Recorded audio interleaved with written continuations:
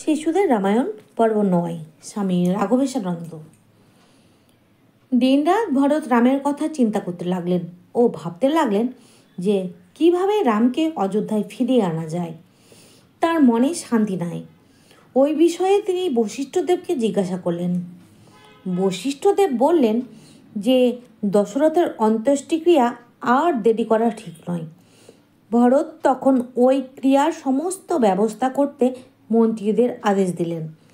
সমস্ত ব্যবস্থা হয়ে গেলে তিনি যথাবিধি দশরথের অন্ত্যেষ্টিক্রিয়া সম্পন্ন করলেন। ওই ক্রিয়া শেষ করেই বিশাল সৈন্যবাহিনীর সঙ্গে নিয়ে তিনি শীঘ্রই রামের খোঁজে অযোধ্যা ত্যাগ করে বনে চলে গেলেন। কইকেয়ী এবং অন্যান্য রানীও তার পিছু পিছু যেতে লাগলেন। অনেক পরে তাঁরা চিত্রকূটে গিয়ে পৌঁছালেন। দূরে সৈন্যবাহিনী রেখে ভরত রামের সঙ্গে দেখা করতে গেলেন। রামের পায়ে তিনি কান্নায় ভেঙে পড়লেন।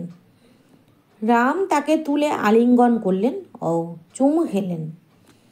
তারপর তিনি বললেন, বাবাকে ছেড়ে কেন তুমি বনে এসেছো? তোমাকে এত রোগা দেখাচ্ছে কেন? রাম তাকে এই রকম আরও অনেক কিছু জিজ্ঞাসা করলেন, কিন্তু ভরত তাকে কোনো উত্তর দিতে পারলেন না। কেবল কাঁদতে লাগলেন।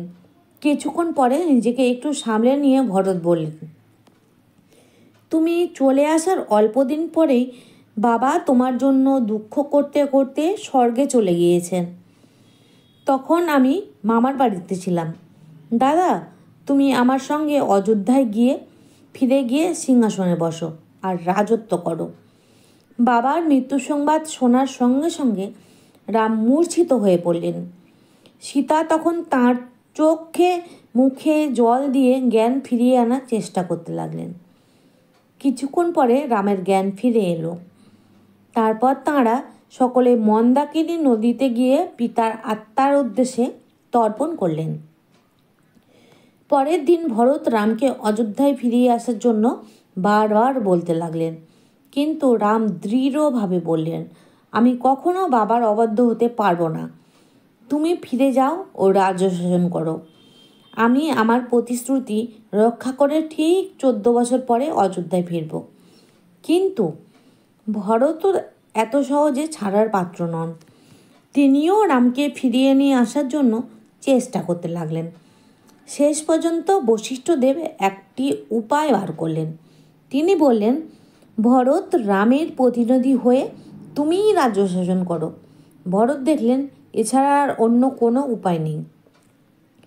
যেটা আইনত রামের প্রাপ্য সেই সিংহাসনে বসা তাঁর পক্ষে সম্ভব নয়।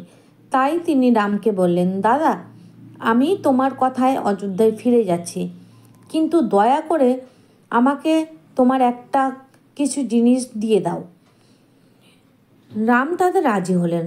ভরত তখন তার পাদুকা দুখানি অতি শ্রদ্ধার সঙ্গে মাথায় নিয়ে অযোধ্যায় ফিরে এলেন এবং সিংহাসনে সেগুলি রেখে রামের নামে রাজ্য চালাতে লাগলেন।